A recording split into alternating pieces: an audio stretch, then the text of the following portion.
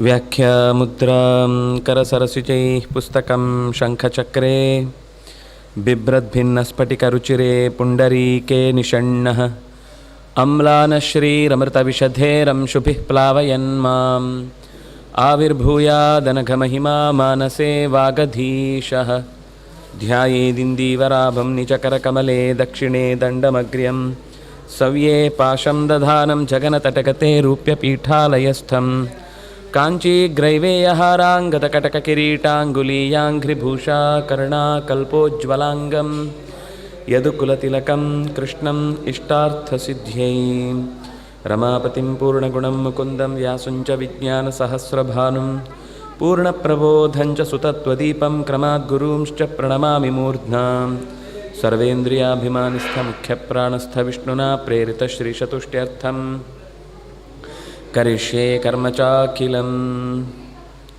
रामाय रामभद्राय रामचन्द्राय वेधसे रघुनाथाय नाथाय सीतायाः पतये नमः वाल्मीकेर्गौः पुनीयान्नः महीधरपदाश्रया यद्दुग्धमुपजीवन्ति कवयस्तरणका इव स्वस्त्यस्तु सतां हरिः ಓಂ. ಹನುಮಂತ ರಾವಣನ ಮನೆಯೊಳಗಣ ಇದ್ದ ವ್ಯತ್ಯಸ್ತವಾದ ಸ್ಥಿತಿಯಲ್ಲಿದ್ದ ಎಲ್ಲ ಹೆಣ್ಣು ಮಕ್ಕಳ ನಡುವೆ ಸೀತೆಯನ್ನು ನಿರಂತರವಾಗಿ ಹುಡುಕಿ ಕೊನೆಗೆ ತನ್ನ ಮನಸ್ಸಿನ ವಿಕಾರವನ್ನು ಪ್ರಶ್ನಿಸಿಕೊಂಡು ಬ್ರಹ್ಮಚರ್ಯ ನಷ್ಟವಾಯಿತೋ ಅಂತ ತನಗೆ ತಾನೇ ಕೇಳಿಕೊಂಡು ನಾನೆಂದಿಗೂ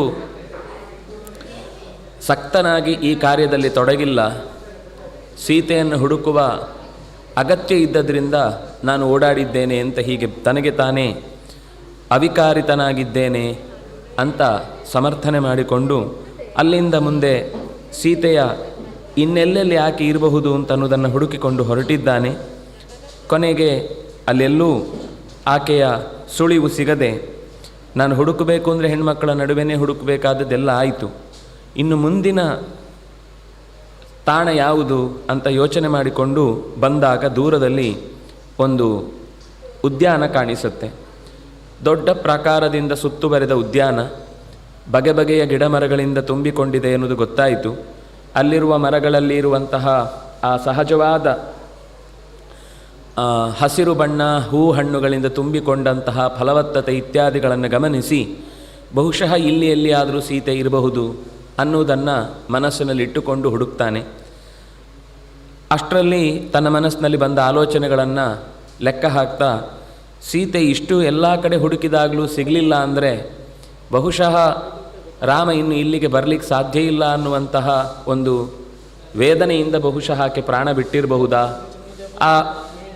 ಅವಳು ದಾರಿಯಲ್ಲೇ ಸಮುದ್ರಕ್ಕೆ ಹಾರಿದ್ದಾಳೋ ಅಥವಾ ರಾಕ್ಷಸನೇ ರಾವಣನೇ ಅಷ್ಟರಲ್ಲೇ ತಿಂದು ಮುಗಿಸಿದ್ದಾನೋ ಅಥವಾ ಅವಳು ಏನು ಮಾಡಿದರೂ ಒಪ್ಪಿಕೊಳ್ಳದೇ ಇದ್ದದ್ರಿಂದ ಕೊಂದು ಬಿಟ್ಟಿದ್ದಾನೋ ಅಂತ ಹೀಗೆ ಬಗೆ ಬಗೆಯಲ್ಲಿ ಅನಿರ್ವೇದ ಶ್ರಿಯೋ ಮೂಲಂ ಅನಿರ್ವೇದ ಪರಂ ಸುಖಂ ಅನಿರ್ವೇದೋ ಹಿ ಸತತಂ ಸರ್ವಾರ್ಥೇಷು ಪ್ರವರ್ತಕಃ.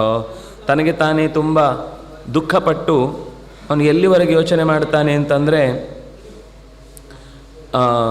ನಾನು ಒಂದು ಅಂಗುಲದಷ್ಟು ಜಾಗ ಇಲ್ಲದ ಹಾಗೆ ಸೀತೆಯನ್ನು ಹುಡುಕಿ ಆಗಿದೆ, ಎಲ್ಲಿ ಹುಡುಕಿದರೂ ಸೀತೆ ಕಾಣಿಸ್ತಾ ಇಲ್ಲ.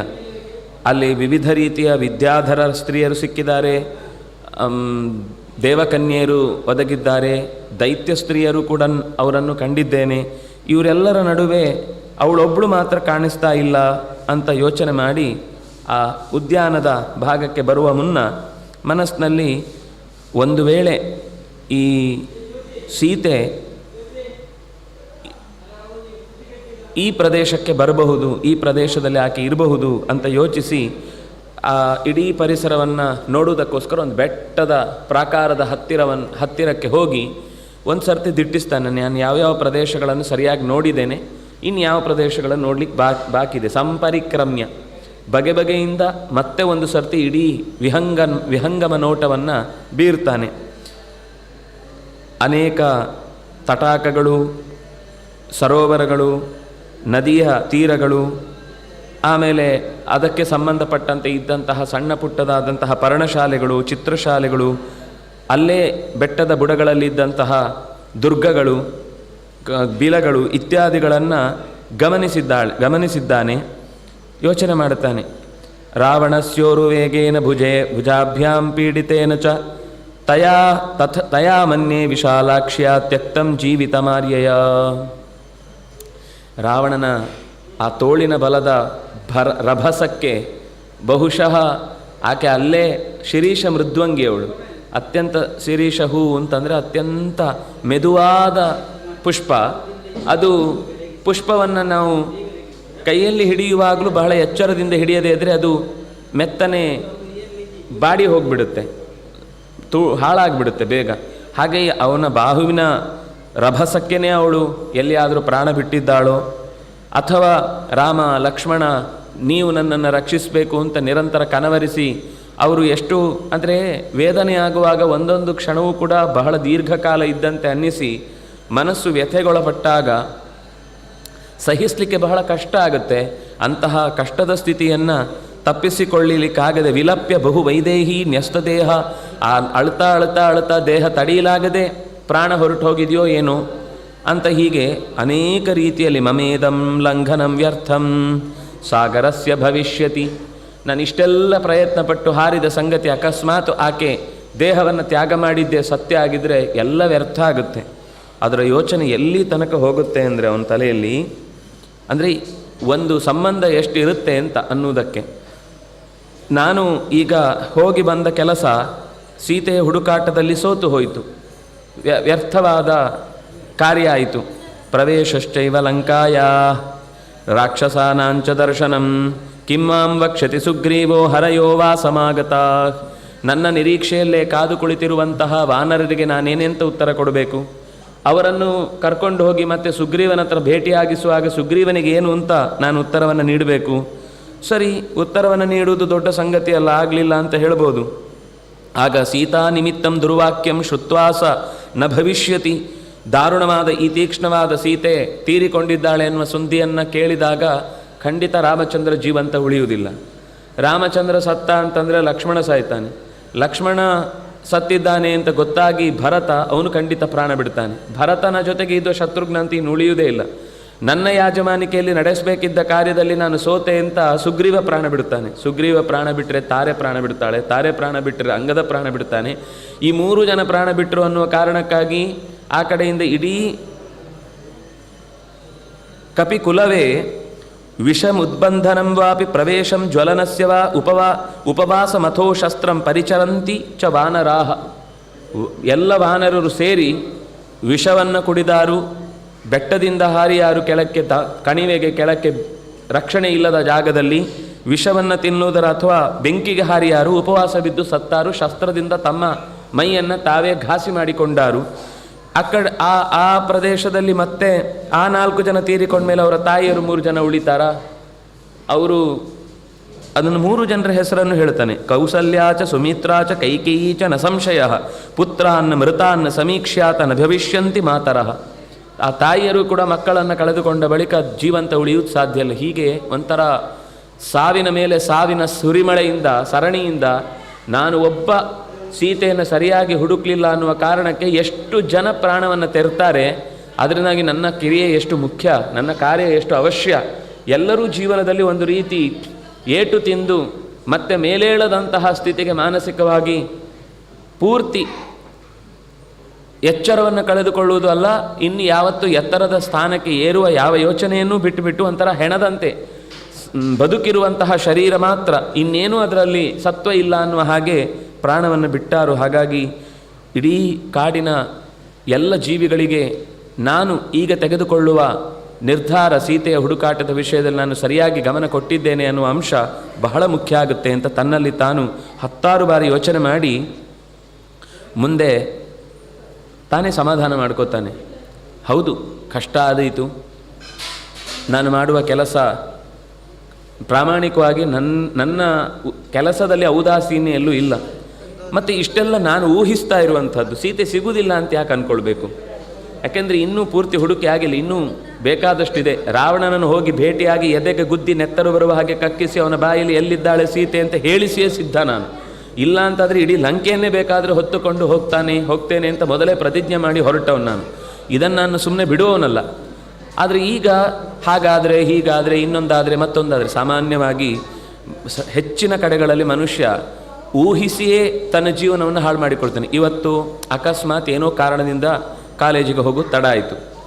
ತಡ ಆದಾಗ ಶಾಲೆಯಲ್ಲಿ ತಡ ಆಯಿತು ಅಂತ ಸರ್ ಬೈದರೆ, ಅವರು ಪ್ರಿನ್ಸಿಪಾಲ್ ಹತ್ರ ಕರ್ಕೊಂಡು ಹೋದರೆ, ನಾನಿವತ್ತು ಯಾವುದೋ ಒಂದು ಕೊಡಬೇಕಿದ್ದ ಅಸೈನ್ಮೆಂಟ್ ಕೊಡಲಿಲ್ಲ ಅಂತಲೇ ತಡ ಆಯಿತು ಅಂತ ಮನೆಗೂ ಫೋನ್ ಮಾಡಿ ಹೇಳಿದರೆ, ಮನೆಯಲ್ಲಿ ಅಪ್ಪ ಅಮ್ಮ ಬೈದರೆ ಅಂತ ಎಲ್ಲ ಆದರೆ ಹೋದರೆ ಏನೇನೋ ಯೋಚನೆ ಮಾಡಿ ಕೊನೆಗೆ ಇಡೀ ಸ್ಕೂಲಿಗೆ ಹೋಗದೆ ಹುಷಾರಿಲ್ಲ, ಅದಿಲ್ಲ, ಇದಿಲ್ಲ ಅಂತ ಮತ್ತೊಂದು 1000 ಸುಳ್ಳು ಹೇಳಿ ಮಾಡುವ ಅನರ್ಥಕ್ಕಿಂತ ಇದ್ದದನ್ನು ಹೀಗಾಯಿತು, ಇವತ್ತು ತಡ ಆಯಿತು. ಆಗಕ್ಕೆ ಆ ಕ್ಷಣಕ್ಕೆ ಆ ಘಟನೆ ಯಥಾವತ್ತಾಗಿ ಹೇಳಿದರೆ ಇನ್ನೊಂದು 10 ದಿವಸ ಆದಮೇಲೆ ಮತ್ತೆ ಇದೇ ಪ್ರಶ್ನೆ ಕೇಳಿದಾಗ ಬೆಬ್ಬೆಬ್ಬೆ ಹೇಳಬೇಕಾಗಿಲ್ಲ, ಯಾಕಂದರೆ ಅವತ್ತು ಏನೇನೋ ಸುಳ್ಳು ಹೇಳಿದ ನೆನಪಿರಲ್ಲ. ಇದು ನಮ್ಮ ನಿತ್ಯದ ಜೀವನದಲ್ಲ ಆಗುವಂತಹ ತಪ್ಪುಗಳಿಂದ. ಅಥವಾ ಇನ್ನು ಕೆಲವರಿಗೆ ಏನು ಅಂದರೆ, ಯಾವಾಗಲೂ ಯಾರೋ ನಮ್ಮನ್ನು ತುಂಬ ಗಮನಿಸ್ತಾ ಇದ್ದಾರೆ, ಫಾಲೋ ಮಾಡ್ತಾರೆ, ಇನ್ನೊಂದು ಮಾಡ್ತಾರೆ, ಹಾಗೆ ಯೋಚನೆ ಮಾಡ್ತಾರೆ, ನಮ್ಮ ಮನೆಯಲ್ಲಿ ಹೀಗಾಗಿರಬೇಕಿತ್ತು, ಇದು ಯಾವತ್ತೋ ಒಂದು ದಿವಸ ಹೀಗಾಗಿದೆ ಅಂದರೆ ಇನ್ಯಾರೋ ನಮಗೇನೋ ತೊಂದರೆ ಕೊಡಬೇಕು ಅಂತಲೇ ಪ್ರಯತ್ನ ಮಾಡಿ, ಈ ಊಹೆಗಳಿಂದಲೇ ಬದುಕು ಹಾಳಾಗುತ್ತೆ. ಅದಕ್ಕೆ ಅವನು ಹೇಳ್ತಾನೆ, ಬಹಳ ಊಹಿಸಿ ನಾವು ಜೀವನವನ್ನು ಹಾಳು ಮಾಡಿಕೊಳ್ಳುವುದಕ್ಕಿಂತ ಎಟ್ ಪ್ರೆಸೆಂಟ್ ಇರುವ ಕಾಲದಲ್ಲಿ ನಾವು ಏನು ಕೆಲಸ ಮಾಡಬೇಕು ಅನ್ನೋದ್ರ ಬಗ್ಗೆ ಯೋಚಿಸಬೇಕು ಹೊರತು ಆಗದ ಕೆಲಸಗಳು ಇನ್ನೇನೋ ಆದರೆ ಅನ್ನುವ ಯೋಚಿಸಿ ಬಂದ ಊಹೆಗಳ ಭರದಲ್ಲಿ ನಮ್ಮ ತೀರ್ಮಾನದ ಮೇಲೆ ಅದು ಕೆಟ್ಟ ಪರಿಣಾಮ ಬೀರಬಾರ್ದು. ವಿನಾಶೇ ಬಹವೋ ದೋಷಾಃ. ಖಂಡಿತ ಈಗ ಏನಾದರೂ ತೊಂದರೆ ಆದರೆ ತುಂಬ ಜನಕ್ಕೆ ತೊಂದರೆ ಆಗುತ್ತೆ. ನಾನು ಉದ್ದೇಶಪೂರ್ವಕವಾಗಿ ಮಾಡಿದ್ದಲ್ಲ. ಆದರೆ ಜೀವನ್ ಭದ್ರಾಣಿ ಪಶ್ಯತಿ, ಆಯಿತು, ಈಗ ಒಂದು ವೇಳೆ ಇದೇ ಕಾರಣಕ್ಕೆ ನಾನು ಪ್ರಾಣವನ್ನು ಬಿಡ್ತೇನೆ ಅಂತ ಇಟ್ಟುಕೊಂಡ್ರೆ, ಸತ್ತರೆ ಅಂದರೆ ನಾನೀಗ ಹೋಗದೆ, ಮುಖ ತೋರಿಸದೆ ಅಥವಾ ಅವರ ಹತ್ರ ಕಾಣಿಸಿಕೊಳ್ಳದೆ ಅವ್ಯವಸ್ಥೆ ಮಾಡಿದರೆ ಅದರಿಂದ ಬಹವೋ ದೋಷಾಃ. ಬದುಕಿದ್ರೆ ಜೀವನ ಭದ್ರಾಣಿ ಪಶ್ಯತಿ. ಯಾರಿಗೆ ಗೊತ್ತು ನಾಳೆ ಏನಾಗುತ್ತೆ ಅಂತ? ನಾನು ಅಂದ್ಕೊಂಡ ಹಾಗೆ ಆಗಬೇಕು ಅಂತೇನು ನಾನು ಹೇಳಿದ್ದು ವಿಧಿಲಿಖಿತವೋ? ಅಲ್ಲ, ನನ್ನ ಎಸಂಪ್ಷನ್. ಹಾಗಾದರೆ ನಿಜವಾಗಿ ನಾಳೆ ಚಿತ್ರಣವೇ ಬೇರೆ ಇರುತ್ತೆ. ನಾವು ಅಂದ್ಕೊಂಡ ಹಾಗೆ ಆಗಬೇಕು ಅಂತೇನಿಲ್ಲ, ಇದು ನಮ್ಮ ಊಹೆ ಅಷ್ಟೇ. ಹಾಗಾಗಿ ಯಾರು ಬದುಕಿರ್ತಾನೋ ಅವನು ಜೀವನದಲ್ಲಿ ಸಾಯುವ ಪ್ರಕ್ರಿಯೆಯಿಂದ ಏನಾದರೂ ಅನರ್ಥ ಮಾಡಿಕೊಂಡ್ರೆ ಆ ಅನರ್ಥದಿಂದ ಅವನಿಗೆ ಮತ್ತಷ್ಟು ಕೆಡುಕಾಗುತ್ತೆ ಹೊರತು ಬದುಕಿದ್ರೆ ನಾಳೆ ಏನಾದರೂ ಒಳ್ಳೆಯದಾಗಿಯೇ ಆಗುತ್ತೆ. ಯಾಕೆಂದರೆ ಇವತ್ತು ಸಾಲದ್ದೋ ಇನ್ಯಾವುದೋ ಮತ್ತೊಂದೋ ಇನ್ನು 1000 ಕಾರಣಗಳನ್ನು ಕೊಟ್ಟು ಅವನು ಪ್ರಾಣ ಕಳ್ಕೊಳ್ತಾನೆ ಅಂತ ಇಟ್ಕೊಳ್ಳಿ. ಅವನನ್ನು ನಂಬಿಕೊಂಡ ತಂದೆ ತಾಯಿ, ಅವನನ್ನು ನಂಬಿಕೊಂಡ ಹೆಂಡತಿ ಮಕ್ಕಳು, ಅವನನ್ನೇ ನಂಬಿಕೊಂಡಂಥ ಇನ್ನಿತರ ಬಂಧುಗಳು, ಅಥವಾ ಅವನ ಒಡೆತನದಲ್ಲಿದ್ದಂತಹ ಕಾರ್ಯದಲ್ಲಿ ಇದ್ದಂತಹ ಅನೇಕ ಕರ್ಮಕರರು, ಇವರು ಎಲ್ಲರೂ ಬೀದಿಗೆ ಬೀಳ್ತಾರೆ ಇವನೊಬ್ಬನ ತಪ್ಪು ತೀರ್ಮಾನದಿಂದ. ಈಗ ಅವನು ನಿಂತರೆ ಆಯಿತು, ತಪ್ಪು ಮಾಡಿದ್ದಾನೆ ಅನ್ನೋದಕ್ಕೆ ಯಾವುದೋ ಒಂದು ಶಿಕ್ಷೆ ಆಗುತ್ತೆ, ಅವನು ಹೋಗಿ ಬರ್ಬೋದು ಒಂದು 4 ತಿಂಗಳು ಯಾವುದೋ ಒಂದು ಜೈಲಿಗೋ ಇನ್ಯಾವುದಕ್ಕೋ. ಆದರೆ ಆ ತಪ್ಪನ್ನು ಶಿಕ್ಷೆಯನ್ನು ಒಪ್ಪಿಕೊಂಡು ಬಂದ ಮೇಲೆ ಮತ್ತೆ ಹೊಸ ಜೀವನ ಆರಂಭಿಸ್ಬೋದಲ್ವ. ಈಗ ಆಗಿದ್ದ ತಪ್ಪೇ ಅವಮಾನನೇ ಆಗತ್ತೆ ಅಂತ ಇಟ್ಕೊಳ್ಳಿ.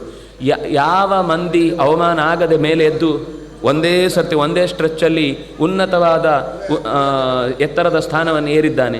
ಏನೋ ಜೀವನದಲ್ಲಿ ಹೆಚ್ಚು ಕಮ್ಮಿ ಅವಮಾನಗಳು ಆಗೇ ಆಗುತ್ತೆ. ಅವಮಾನ ಜೀವನದ ಕೊನೆಯಲ್ಲ. ಅಥವಾ ಒಂದು ತಪ್ಪು ನಡೆಸಿದ್ದಾರೆ ಅನ್ನುವ ಕಾರಣಕ್ಕಾಗಿ ಜೀವನ ಅಲ್ಲಿಗೆ ನಿಂತಿತು ಅಂತ ಅರ್ಥ ಅಲ್ಲ. ಅದೊಂದು ಹೊಸ ತಿರುವಾಗಿರ್ಬೋದು ಬದುಕಿಗೆ. ಎಷ್ಟೋ ಜನ ತಮ್ಮ ಎಂಥದೋ ಸ್ಥಿತಿಯಲ್ಲಿ ಅದನ್ನು ತಪ್ಪಿಸಿಕೊಂಡು ಮತ್ತೆ ಹೊಸ ಜೀವನವನ್ನು ನಡೆಸಿದ್ದಿದ್ದೇ ಇದೆ. ಅದರಿಂದಾಗಿ ನಾನೀಗ ತಸ್ಮಾತ್ ಪ್ರಾಣಾನ್ನ ಧಾರಯಿಷ್ಯಾಮಿ, ನಾನು ಪ್ರಾಣವನ್ನು ಇಟ್ಟುಕೊಂಡೇ ನಡೀತೇನೆ, ಏನಾಗುತ್ತೆ ನೋಡೋಣ. ಧ್ರುವೋ ಜೀವತಿ ಸಂಗಮ. ಬದುಕಿದ್ರೆ ಸೀತೆ ಜೊತೆಗೆ ಖಂಡಿತ ಒಂದಲ್ಲ ಒಂದು ದಿವಸ ಭೇಟಿ ಆದೀತು. ಸತ್ತರೆ ಇನ್ಯಾವತ್ತಾದರೂ ಭೇಟಿ ಆಗಲಿಕ್ಕೆ ಅವಕಾಶ ಇದೆಯಾ? ಆಗುವ ಅವಕಾಶ ಇದ್ದು ಅವಳು ಬದುಕಿದ್ರು ನಾನಿಲ್ಲ ಅನ್ನುವ ಕಾರಣಕ್ಕೆ ಅವರೆಲ್ಲ ಸಾಯ್ತಾರೆ. ಅದರಿಂದಾಗಿ ಇದೆಲ್ಲ ಮಾಡದೆ ನಾನು ಬದುಕಿದ್ದು ಸೀತೆಯನ್ನು ನಾಳೆ ಅಥವಾ ನಾಳದು ಇನ್ನೊಂದು 10 ದಿವಸ ತಡ ಆಗಬಹುದು, ಅಲ್ಲಿಯ ತನಕ ಸೀತೆಯ ಹುಡುಕಾಟದ ವಿಷಯದಲ್ಲಿ ನಾನು ಪ್ರಯತ್ನವನ್ನು ಮಾಡಿಯೇ ಮಾಡ್ತೇನೆ ಅಂತ. ಅಂದರೆ ಈ ಪ್ರತಿಯೊಂದು ಮಾತುಗಳಲ್ಲೂ ಕೂಡ ಇದು ಜೀವನದ ನಮಗೆ ಕೊಡುವ ಸಂದೇಶಗಳು. ಯಾಕೆಂದರೆ ಯೋಚನೆ ಮಾಡಿ ಕೆಲಸ ಮಾಡುವುದೇ ಸಂಪತ್ತಿನ ಮೂಲ. ವಿವೇಕದಿಂದ ತೀರ್ಮಾನ ತೆಗೆದುಕೊಳ್ಬೇಕು ಹೊರತು ಅವಿವೇಕದಿಂದ ಈಗದ ಕಷ್ಟವನ್ನೇ ಮಹಾ ಬೆಟ್ಟವನ್ನಾಗಿಸಿಕೊಂಡು ತಲೆಯ ಮೇಲೆ ನಾವೇ ಹೊತ್ತುಕೊಂಡು ಕುಸಿದು ಯಾರಿಗೂ ಕಾಣದಂತೆ ಒದ್ದಾಟ ಪಡುವುದು ನಮ್ಮದೇ ಸ್ವಯಂಕೃತ ಅಪರಾಧಾದೀತು ಹೊರತು ನಾವು ಇನ್ನೊಬ್ಬರಿಗೆ ನಾಳೆ ಮಾದರಿಯಾಗಿ ಅಯ್ಯೋ ಹೆದರಿ ಓಡೋದವನು ಅವನಿಗೇನಾಗುತ್ತೆ ಅಂತ ನಾವು ತ್ಯಾಗ ಮಾಡಿದ ಪ್ರಾಣವನ್ನು ತ್ಯಾಗ ಮಾಡಿದ ವಿಷಯವನ್ನು ಯಾರೂ ಹೆಮ್ಮೆಯಿಂದ ಹೇಳ್ಕೊಳ್ಳೋದಿಲ್ಲ. ಅವನು ಪಾಪ ಕಷ್ಟ ಆಯಿತು ಅಂತ ಪ್ರಾಣನೇ ಬಿಟ್ಟ. ಹೇಳಿರಿ ಅವನು ಜೀವನಕ್ಕೆ ಇದ್ದೂ ಅವನು ಸಾಧಿಸಲಿಕ್ಕೆ ಆಗಿದ್ದಿದ್ರೆ ಏನೋ ಬೇರೆ ಥರ, ಏನೇ ಆಗಲಿ ಎಂಥ ಕಷ್ಟದಲ್ಲೂ ಅವನು ಎದುರಿಸಿದ್ದಾನೆ. ಸ್ವಲ್ಪ ಸೋತೇ ಇರ್ಬೋದು, ಆದರೂ ಅವನು ಸಾಯಲಿಲ್ಲ ನೋಡಿ. ಬೇರೆ ಯಾರಾದರೂ ಆಗಿದ್ದರೂ ಅವನು ಜೀವ ಬಿಡ್ತಿದ್ರು, ಆದರೆ ಅವನು ಜೀವ ಬಿಡದೆ ಇನ್ನೂ ಹಠ ತೊಟ್ಟು ತನ್ನ ಜೀವನಕ್ಕೋಸ್ಕರ ಸಾಕ್ತಾ ಇದ್ದಾನೆ ಅಂತ ಅಲ್ಲಿ ಗುಣ ಆಗುತ್ತೆ. ಅದರಿಂದಾಗಿ ಪ್ರಾಣಾನ್ನಹಂ ಧಾರಯಿಷ್ಯಾಮಿ, ನಾನು ಖಂಡಿತ ಪ್ರಾಣವನ್ನು ಧಾರಣೆ ಮಾಡ್ತೇನೆ. ಸೀತೆಯ ಹುಡುಕಾಟಕ್ಕೆ ಒಂದಲ್ಲ ಒಂದು ದಿವಸದ ಗತಿ. ಯಾಕೆಂದರೆ ನಿಶ್ಚಯ ಇಲ್ಲ ಸೀತೆ ಏನಾಗಿದ್ದಾಳೆ ಅಂತ. ನನಗೆ ನಿಶ್ಚಯವಾಗಿ ಸೀತೆ ಏನಾಗಿದೆ ಅಂತ ಗೊತ್ತಾದರೆ ಆಮೇಲಿನ ಯೋಚನೆ. ಈಗ ಆಗಿದ್ದರೆ ಅಂತ ನಾನು ಹೇಳ್ತಾ ಇರೋದು, ಆಗಿದೆ ಅಂದರೆ ಮನಸ್ಸು ನಮ್ಮದು ಹಾಗೆ ಯೋಚನೆ ಮಾಡುತ್ತೆ ಅಂತ. ಹಾಗಾಗಿದ್ದರೆ ಹೀಗಾಗಿದ್ದರೆ, ಕೊನೆಗದು ಆಗಿದ್ದರೆ ಅನ್ನೋದು 10 ಸಲ ಯೋಚಿಸಿ ಜಾಹೀರಾತಿನ ಥರ ಅದು ನಿಜ ಅಂತಲೇ ಮನಸ್ಸಲ್ಲಿ ಬಂದುಬಿಡುತ್ತೆ. ಬಹುಶಃ ಸೀತೆ ಇಲ್ಲ, ಕನ್ಫರ್ಮ್ ಅಂತ ನಾವೇ ವಸ್ತುತಃ ಆದರೆ ಅಂತ ಯೋಚಿಸಿದ್ದು, ಆಮೇಲೆ ಕನ್ಫರ್ಮ್ ನಾವೇ ಮಾಡಿಕೊಂಡು ನಮಗೆ ನಾವು ಹಾನಿ ಮಾಡಿಕೊಳ್ಳುವಂಥ ಸ್ಥಿತಿ ಜೀವನದಲ್ಲಿ ಊಹೆ ಬಹಳ ಹೆಚ್ಚು ಬಾರಿ ನಮ್ಮ ಗುರಿಯನ್ನು ಮಸುಕು ಮಾಡುತ್ತೆ, ಅಥವಾ ಸಂಬಂಧಗಳನ್ನು ಕಸಿದು ಬಿಡುತ್ತೆ, ಅಥವಾ ಒಳ್ಳೆಯ ಯೋಚನೆಗಳಿಗೆ ಬ್ರೇಕ್ ಹಾಕುತ್ತೆ. ಆದರೆ ಯಾವಾಗಲೂ ಊಹೆ ಅನ್ನೋದು ಕೇವಲ ಹೀಗಿರಬಹುದು ಅಂತ ಅನ್ನುವ ಮಾರ್ಗದ ಬೇರೆ ಬೇರೆ ದೃಷ್ಟಿಕೋನಕ್ಕೋಸ್ಕರ ಮಾತ್ರ ಇರಬೇಕು ಹೊರತು ಅದು ನಿಜ ಅಲ್ಲ. ಅದೂ ಒಂದು ಆಗಿರಬಹುದು. ಯಾಕೆಂದರೆ ಹಾಗೊಂದು ಯೋಚನೆ ಇದ್ದಾಗ ಅಕಸ್ಮಾತ್ ಹೆಚ್ಚು ಕಮ್ಮಿ ಆದರೂ ಅಂದ್ಕೊಂಡಿತ್ತು, ಅದು ಆ ರೀತಿ ಆಗಿದೆ, ಆಯಿತು, ಏನು ಮಾಡಲಿಕ್ಕಾಗತ್ತೆ, ಬದುಕಿ ಅದನ್ನು ಸಾಧಿಸಿ ತೋರಿಸಬೇಕು ಅನ್ನೋದನ್ನು ಹನುಮಂತ ತನ್ನ ಮನಸ್ಸಿನಲ್ಲಿ ಅಂದುಕೊಂಡು, ಸತ್ತರೆ ಬದುಕಿಗೆ ಅರ್ಥವೇ ಇಲ್ಲ, 1000 ದೋಷಗಳಾಗ್ತವೆ, ನನ್ನೊಬ್ಬನಿಂದಾಗಿ ಅನೇಕ ಜನರ ಜೀವನ ಹಾಳಾಗುತ್ತೆ, ಬದುಕಿದ್ರೆ ನಾಳೆ ಖಂಡಿತ ಸೀತೆಯ ಜೊತೆಗೆ ಭೇಟಿ ಆಗಬಹುದು. ಹಾಗಾಗಿ ಅಲ್ಲಿಂದ ಯೋಚನೆ ಮಾಡಿ, ರಾವಣ ಈ ರೀತಿ ಮಾಡಿದ್ದು ಹೌದಾದರೆ, ಸೀತೆ ಸತ್ತದ್ದು ಅಥವಾ ಇನ್ನೇನಾದರೂ ತೊಂದರೆ ಆಗಿದ್ದು ಹೌದಾದರೆ ರಾವಣನನ್ನೇ ಮೊದಲು ಕೊಲ್ತೇನೆ ಈ ತಪ್ಪು ಮಾಡಿದ್ದಕ್ಕೋಸ್ಕರ. ಅವ್ರು ಸೀತೆ ಸಿಗಲಿ ಬಿಡಲಿ, ಅವನು ಯೋಚನೆ ಮಾಡಲಿಕ್ಕೆ ಸಮಯ ಕೊಡುವುದಿಲ್ಲ ನಾನು. ರಾವಣಂ ವಾ ವಧಿಷ್ಯಾಮಿ ದಶಗ್ರೀವಂ ಮಹಾಬಲಂ ಕಾಮಮಸ್ತು ಹೃತಾ ಸೀತಾ ಪ್ರತ್ಯಾಚೀರ್ಣಂ ಭವಿಷ್ಯತಿ. ಅವಳು ಸಿಗ್ತಾಳೋ ಬಿಡ್ತಾಳೋ ಆಮೇಲಿನ ಪ್ರಶ್ನೆ. ಈ ರೀತಿ ಎಲ್ಲರಿಗೂ ದುಃಖ ತರುವುದಕ್ಕೆ ಕಾರಣನಾದ ರಾವಣನ ತಪ್ಪಿಗೆ ಶಿಕ್ಷೆಯಂತೂ ನನ್ನ ಕೈಯಿಂದ ಸಿದ್ಧ ಮಾಡಿಯೇ ಹೊರಡುದು ನಾನು. ಇಲ್ಲಿ ಸೀತೆ ಸಿಗಲಿಲ್ಲ ಅಂದರೆ ಅವನ ಎದೆ ಗುದ್ದಿಯೇ ನಾನು ಹೊರಡುವುದು ಅಂತ ಹೀಗೊಂದು ತೀರ್ಮಾನ ಮಾಡಿಕೊಂಡು ಹೊರಡುತ್ತಾನೆ. ಅಶೋಕವನಿಕಾ ಚೇಯಂ ದೃಶ್ಯತೆ ಯಾ ಮಹಾದ್ರುಮ. ಈ ಪರಿಸರದಲ್ಲಿರುವ ಈ ಕಾಡಿನ ಅಶೋಕ ಅದಕ್ಕೆ ಹೆಸರು. ಅದು ಏನು ಅಂದರೆ ಶೋಕವನ್ನು ಕಳೆಯುವ ವನ, ಶೋಕವನ್ನು ಕಳೆಯುವ ವನ. ಆದರೆ ಅವಳು ಶೋಕಿಸ್ತಾ ಇದ್ಲು.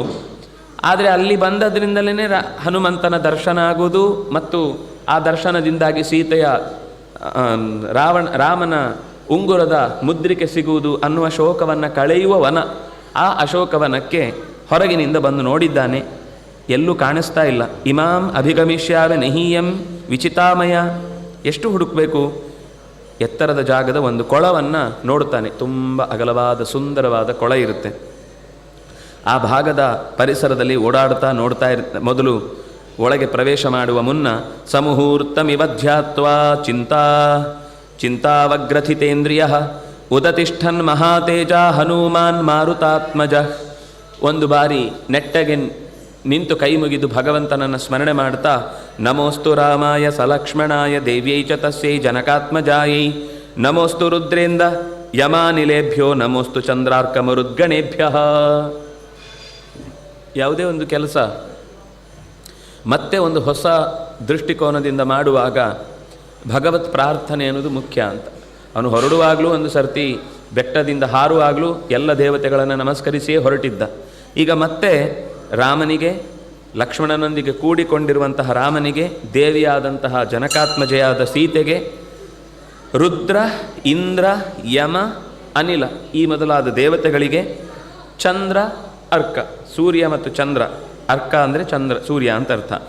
ಸೂರ್ಯ ಮತ್ತು ಚಂದ್ರರಿಗೆ, ಮರುದ್ಗಣಗಳಿಗೆ ಎಲ್ಲರಿಗೂ ನನ್ನ ನಮಸ್ಕಾರಗಳನ್ನು ಹೇಳಿ, ಸತೇಭ್ಯಸ್ತು ನಮಸ್ಕೃತ್ವ ಸುಗ್ರೀವಾಯ ಸಮಾರುತಿ. ಸುಗ್ರೀವ ಯಜಮಾನನನ್ನು ಸ್ಮರಣೆ ಮಾಡಿಕೊಂಡು ಎಲ್ಲ ದಿಕ್ಕುಗಳನ್ನೊಮ್ಮೆ ಮತ್ತೊಮ್ಮೆ ನೋಡಿ, ಅಶೋಕವನದ ತುತ್ತ ತುದಿಯ ಆ ಪ್ರಾಕಾರದಲ್ಲಿ ನಿಂತು ಯಾವ ದಿಕ್ಕಿಗೆ ಏನೇನು ಬಾಗಿಲು, ಎಷ್ಟು ದೂರ ಇದೆ, ಏನೇನು ಸಿಗುತ್ತೆ ಇದನ್ನೆಲ್ಲವನ್ನು ನೋಡಿದ. ಇಲ್ಲಿ ಖಂಡಿತ ಧ್ರುವಂತು ರಕ್ಷೋ ಬಹುಲ, ರಾಕ್ಷಸರ ದೊಡ್ಡ ಸಮೂಹ ಅಂತೂ ಇಲ್ಲಿ ಇದ್ದೇ ಇರುತ್ತೆ. ಭವಿಷ್ಯತಿ ವನಾಕುಲ ಅಶೋಕ ವನಿಕಾ ಚಿಂತ್ಯ ಸರ್ವ ಸಂಸ್ಕಾರ ಸಂಸ್ಕೃತ. ಎಷ್ಟೇ ರಾವಣನದ್ದೇ ಆಗಿದ್ದರೂ ಕೂಡ ಬಹಳ ಚಂದ ಇದೆ, ಬಹಳ ಖುಷಿ ಕೊಡುತ್ತೆ. ಈ ಪರಿಸರ ತುಂಬ ಆನಂದವಾಗಿದೆ. ಸಂಕ್ಷಿಪ್ತೋಯಂ ಮಯಾತ್ಮ ಚ ರಾಮಾರ್ಥೇ ರಾವಣಸ್ಯ ಚ ಸಿದ್ಧಿಂ ಮೇ ಸಂವಿಧಾಸ್ಯಂತಿ ದೇವಾಸರ್ಷಿಗಣಾಸ್ತ್ವಿಹ ನಾನು ಇಲ್ಲಿಗೆ ಬಂದು ನನ್ನ ಉಪಸ್ಥಿತಿಯನ್ನು ಈ ಕಾಡಿನೊಳಗೆ ಇಡ್ತಾ ಇರುವುದಕ್ಕೆ ಬಹಳ ಮುಖ್ಯವಾದ ಕಾರಣ ರಾಮನಿಗಾಗಿ ಮತ್ತು ರಾವಣನ ದುಸ್ಥಿತಿ ದುರ್ಬುದ್ಧಿ ಏನಿದೆ ಅದನ್ನು ತಿಳಿಯುವುದಕ್ಕಾಗಿ ನನ್ನನ್ನು ಸಿದ್ಧಿಮ್ಮೆ ಸಂವಿಧಾಸ್ಯಂತಿ, ನನಗೆ ಖಂಡಿತವಾಗಿ ಈ ಕೆಲಸದಲ್ಲಿ ಜಯವನ್ನು ಕೊಟ್ಟೇ ಕೊಡ್ತಾರೆ ದೇವತೆಗಳು, ಸರ್ಷಿಗಣಾಸ್ತು ಇಹ, ಋಷಿಗಣಗಳೊಂದಿಗೆ ಕೂಡಿಕೊಂಡ ದೊಡ್ಡವರೆಲ್ಲರೂ ಕೂಡ ನನಗೆ ಸಹಾಯವನ್ನು ಮಾಡಿಯೇ ಮಾಡುತ್ತಾರೆ ಅಂತ ವಿಶ್ವಾಸ ಇದೆ. ಬ್ರಹ್ಮ ಸ್ವಯಂಭೂರ್ ಭಗವಾನ್ ದೇವಾಶ್ಚೈವ ದಿಶಂತು ಮೇ ಸಿದ್ಧಿಮಗ್ನಿಶ್ಚ ವಾಯುಶ್ಚ ಪುರುಹೂತಶ್ಚ ವಜ್ರಭೃತ್ ವರುಣಃ ಪಾಶಹಸ್ತಶ್ಚ ಸೋಮಾದಿತ್ಯೌ ತಥೈವ ಚ ಅಶ್ವಿನೌ ಚ ಮಹಾತ್ಮಾನೋ ಮರುತಃ ಶರ್ವ ಏವ ಚ ಸಿದ್ಧಿಂ ಸರ್ವಾಣಿ ಭೂತಾನಿ ಭೂತಾನಾಂಚ ಸ ಯಃ ಪ್ರಭುಃ ದಾಸ್ಯಂತಿ ಮಮ ಯೇ ಚಾನ್ಯೇ ಹ್ಯದೃಷ್ಟಾಃ ಪಥಿ ಗೋಚರಾಃ.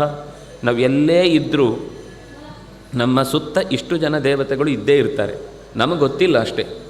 ಎಲ್ಲ ಇಷ್ಟು ಹೇಳಿದ ದೇವತೆಗಳು ಬ್ರಹ್ಮ ಸ್ವಯಂಭೂ ಭಗವಂತ ಪರಮಾತ್ಮನಿಂದ ಹುಟ್ಟಿದಂತಹ ಚತುರ್ಮುಖ, ಉಳಿದ ದೇವತೆಗಳೆಲ್ಲರೂ ಕೂಡ, ಜೊತೆಗೆ ಅಗ್ನಿ, ವಾಯು, ಇಂದ್ರ, ವರುಣ, ಸೋಮ, ಅಶ್ವಿ ದೇವತೆಗಳು, ಸೂರ್ಯ, ಅಷ್ಟೇ ಅಲ್ಲ ಮರುದ್ದೇವತೆಗಳು, ಈ ಎಲ್ಲ ಭೂತಗಳಿಗೆ ಸಂಬಂಧಪಟ್ಟ ಪೃಥಿವಿ ಮೊದಲಾದ ದೇವತೆಗಳು, ಇವರು ನನಗೆ ಖಂಡಿತ ಅದೃಷ್ಟಾಹ, ತಿಳಿಯದೆ ಕಾಣದೆ ಪಥಿಗೋಚರಾಹ, ಆದರೆ ನನ್ನ ದಾರಿಯಲ್ಲಿ ಇದ್ದುಕೊಂಡು ನನಗೆ ಎಲ್ಲ ರೀತಿಯಾದ ಅನುಕೂಲವನ್ನು ಮಾಡಿಕೊಡ್ತಾರೆ ಅಂತ ವಿಶ್ವಾಸ ನನಗಿದೆ ಅಂತ ಹೀಗೆ ಯೋಚಿಸಿ